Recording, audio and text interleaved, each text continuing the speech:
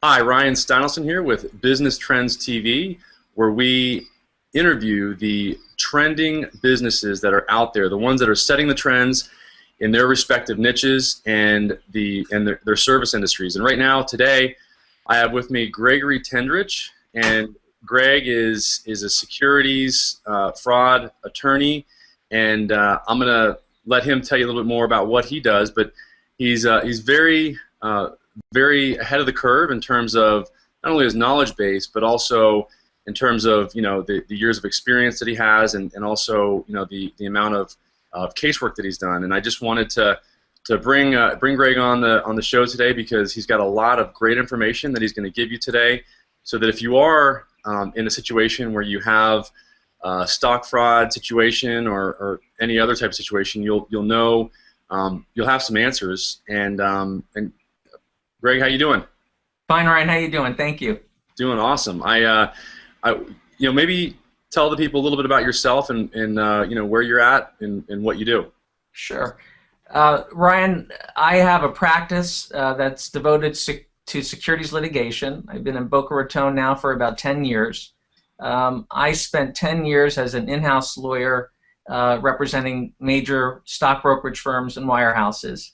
And about 10 years ago, I decided to open up my own practice representing investors and stockbrokers with regulatory matters. It's a very specialized practice and one that we're very proud of, given my background and experience.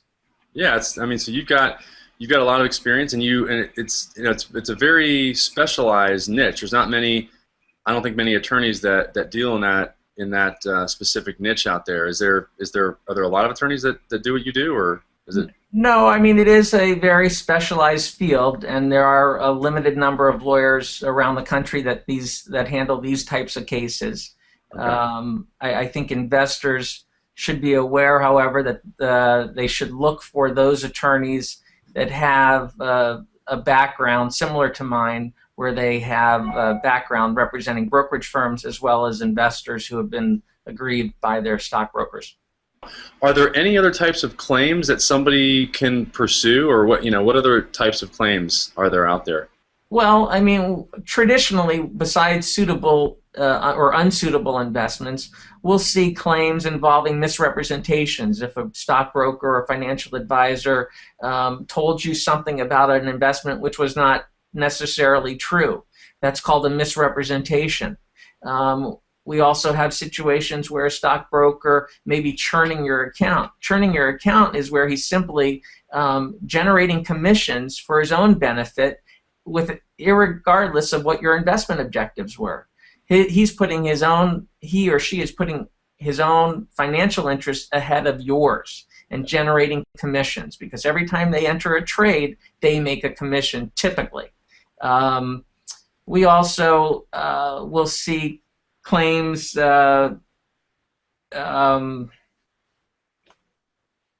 involving alternative investments or limited partnerships, and again, all of these cases go back to whether or not it's a suitable investment for that particular investor. Yeah, I've heard. So obviously, somebody churning the account would be some. So I hear you. I mean, that's kind of the one that people typically think of.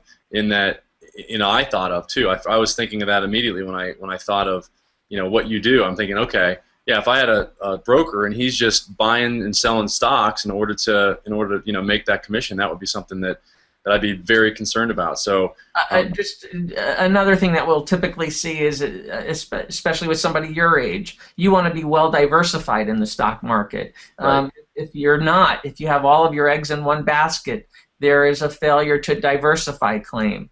We also have trading without permission, something called unauthorized trading. If you see an investment on your brokerage account statement that you never approved, then that should be obviously a red flag, and that's called an unauthorized trading claim. And those are the traditional types of claims that we will see and pursue. If somebody wants to get a hold of you and learn, get more information from you, or set up a consultation with you, how would they best get a hold of you, Greg? Well, they can always visit our website, or they can call us through our telephone number, which is on our website. Yep. And again, we offer a free consultation, and anybody can call at any time, and we'll be more than happy to answer any questions that they have. Yeah, your website's right below you in that bottom third there, so I'm purposefully keeping the camera on you right now. And Greg, it's been awesome. Is there any final words of wisdom that you want to leave people with before we sign off here? Well, I just would tell everybody, if you have any question whatsoever regarding your investments, there are good qualified lawyers out there to answer your questions. And if you're not getting the answers from your stockbroker or financial advisor, you should certainly contact a lawyer, and we could investigate those claims and see if there's anything that we can do on their behalf. Okay. Great. Awesome, Greg. I appreciate the time that you've given us today, and we're gonna post this video to your website, and so that people can get access to these questions. I'm sure you probably get a lot of these questions a lot, so it'll be nice to be able to send somebody to a video where they get all their questions answered before they meet with you. But you know, we'll do this again maybe in a couple months. Okay. And thanks for your time, and let's talk again soon. Okay. Okay, Ryan. Thanks for having me. All right. Bye bye. Okay. Bye.